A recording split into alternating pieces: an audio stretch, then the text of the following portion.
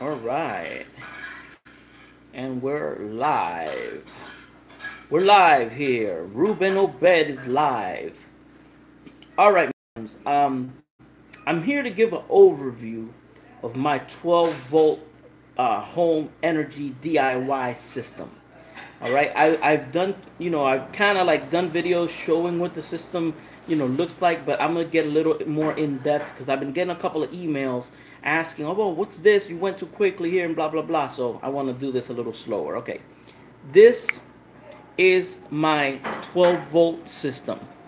Okay, my 12 volt system. Here it is. Okay, I'm gonna start off right here. I got a sign. I made that sign. I put little LED lights on it. All right, this isn't high voltage, guys, and I'm well aware it isn't high voltage, but I thought it looked cool, so I put it in my house. And I put a little, spaceman right on there. All right, right here, I got a 750 watt power inverter. This is modified sine wave, and a 410 one underneath. Okay, the 750 watt inverter is running off of this battery array, which is 6 deep cycle batteries. All right, running a 12 volt system with 4 gauge wires. Okay, this 4 gauge wires, and I'm using an MPPT charge controller to charge, my system. Okay, so that's basically, the battery system. I'm going to give you a little frontal view of what my system is looking like. I still have the other charge controllers connected to them because I just like how it looks, and it gives me the voltage of the batteries. As you can see, 13.6 fully topped off. This one, 12.8. This is not a deep cycle battery. This is a regular car battery that I'm using, and it's running that 410 watt inverter. So, I don't use this that much, but all right. And right here, this is the first battery charger, actually the second one. This one is an 8 amp charger. But I had to upgrade this because my system is big now. It's 510 amp hours. See, each of these batteries is 85 amp hours. So right now I have a total of 510 amp hours, and so I upgraded and I purchased this charger. It's the Schumacher 40 amps, and it's a maintainer as well. So I'm using that to charge this big system. All right. Now, this charges it up really good, and as I stated in a previous video, if you buy this model, in particular, I don't know about all other Schumacher brands, but this one in particular will give you a 15.1 voltage, so don't get scared. It's already called Schumacher, and they said that's no problem. And this also does maintenance mode, and it does equalization, and it has other features. So, all right, and right here, this is my MT50.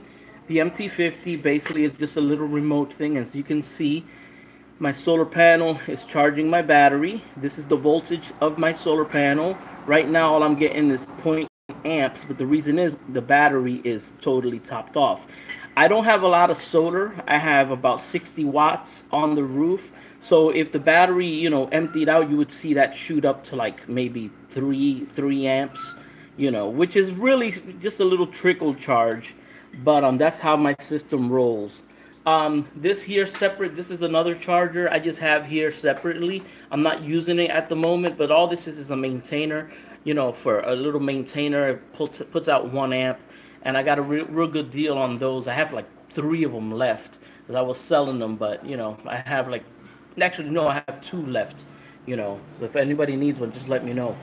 And right here, when I turn on the inverter, I got right there, got the voltage and blah blah blah, and I got everything running off of this system. Now this right here is a little Larden Garden battery that I have. So these two aren't really, supposed to be for solar and for these type of applications, but I still use them anyway.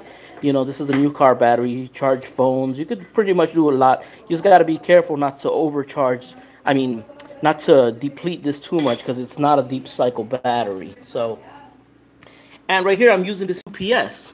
This UPS, I removed the battery and I have it hooked up to the lawn and garden battery, which is also 12 volts.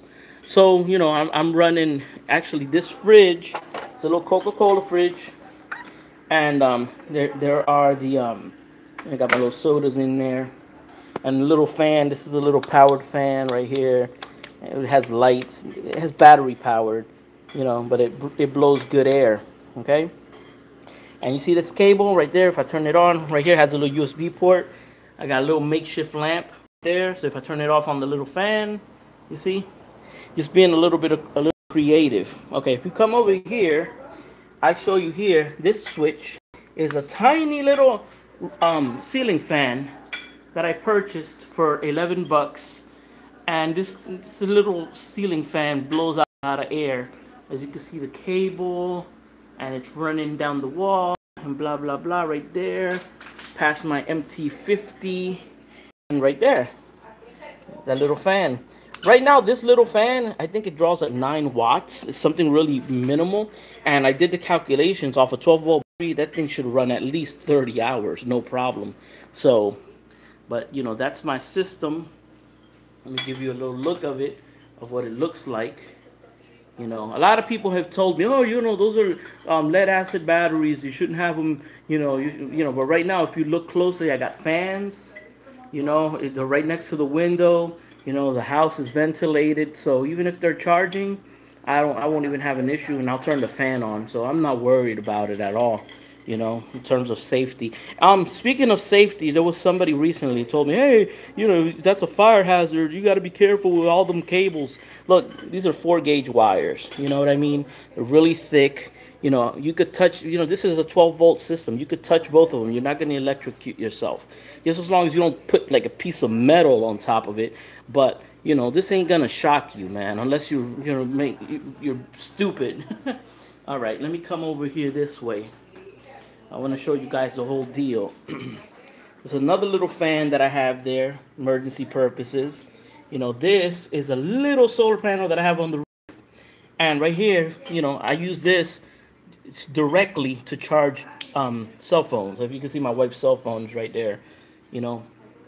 All right, let me come over here to the studio. All right, this is my recording studio. As you can see right here, all of this, I got it labeled. I got the TV, the laptop, the shower, the cameras, which are those cameras over there.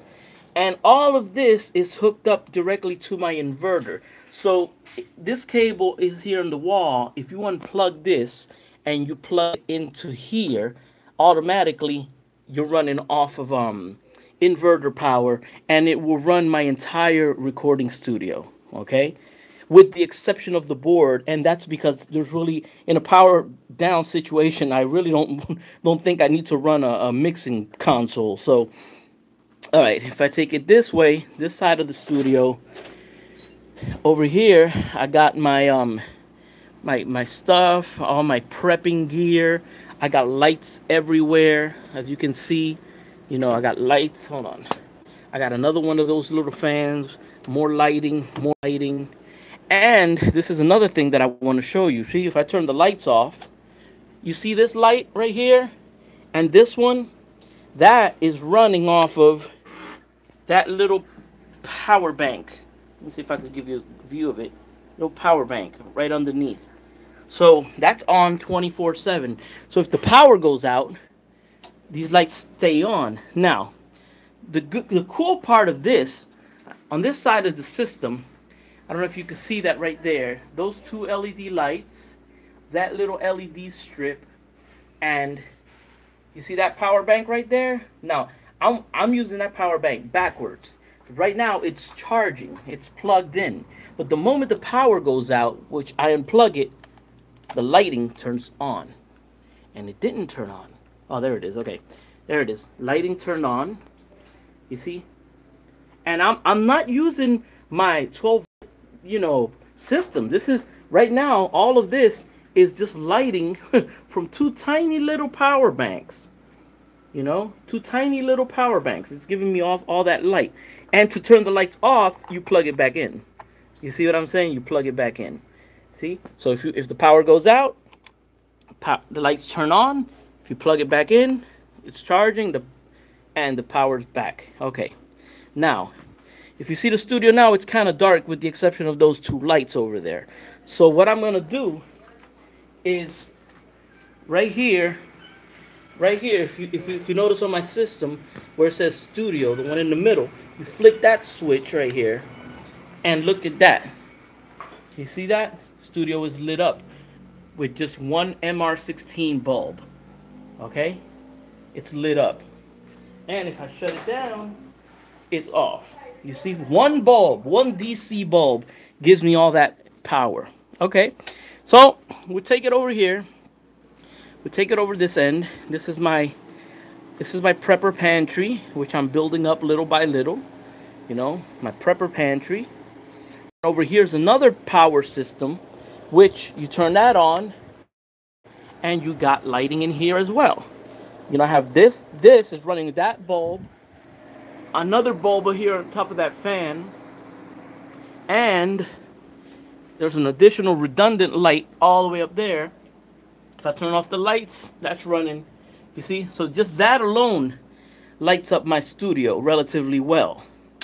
You know, so I don't really have a need for candles, and which I do have, because let me tell you, you know, if you, in that box back there, I got candles, you know, I got sterno, I got rat traps, you never know. And I keep all this stuff. This other battery that I have here, if you turn this on, that switch is kind of bad, actually. There it is. Did it turn on? All right. I think it's kind of loose. There it is. All right. That's running that light. Underneath, there's another little spotlight. You see that? And those two lights is to light up this area here so that I can see what I'm doing. You know, it's running off of this battery. It's a little 12-volt UPS battery. And that is connected to one of these chargers that I told you that I had in the living room. Now, this has another bulb. These are these MR16 bulbs. And right here, if you need additional lighting, I could plug this in with one hand. Hold on, let me try it. It's a little hard to do with one hand. There you go. And that's plugged in. And I got more lighting. So, as you can see right there, my whole system, prepping system, my you know, my food system, you know what I'm saying? You unplug this bad boy here. Let me unplug this, give me a second. Alright, so let me turn that switch off. Alright, so that's basically that part of the system. Now, let me see what else I'm going to show you guys. Okay, let me turn this off. I don't want to leave this on. Okay.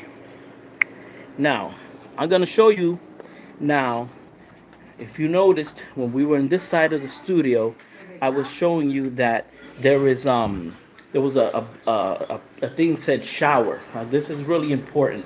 All right, I want to show you. I hope this feed doesn't mess up. All right, right here, I got my generators. These are each 1,000-watt generators. I got stored up gas, stabilized with stable, you know, all the 2-cycle oils that I'll need. I need to stock up on a little bit more, and if you notice right here, using another power bank, it's the same thing. When the power goes out, this would represent the power out. Disconnect it, and boom, that lights up. Okay. Here is an emergency light. Hold on, that wasn't it. It's this one. This is the emergency light. Okay. I got little Christmas lights. Looks a little ghetto, but and right there, that's emergency lighting. And if you switch this right here, this is an emergency shower from a big rain barrel that's outside, and I put a pump in it. So as you can see, it just comes out of that little hose. This is emergency water, guys. You know, this right here is red, but this is emergency water. Okay, and it closes over here. See, so if you see the water, and it turn off the switch and it turns off. All right, this emergency lighting here, it also, there's one in the exterior of the house. So at night, you know, if I need to do something, I have lighting there, you know. All right, so let me keep going. So now, you gotta have water. I got stored up water here, all right? There's a lot of water there. Stored up water, and this is the water room. Okay, there's over 1,500 bottles of water saved up. This is clean water. All right, all clean water stored up.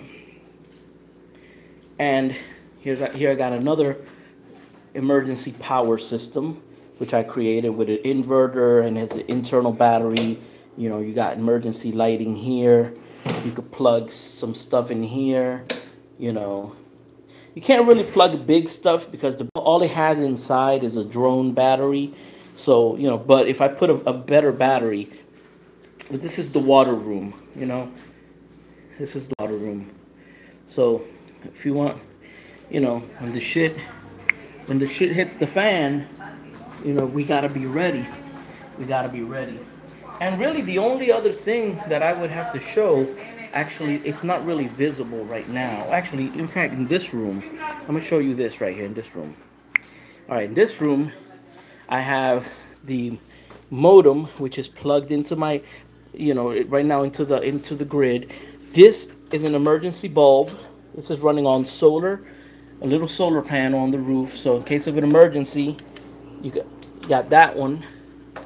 Just on this room, got another little pull. This was with batteries, and this is just a regular little lamp that I made with another one of those M16 bulbs.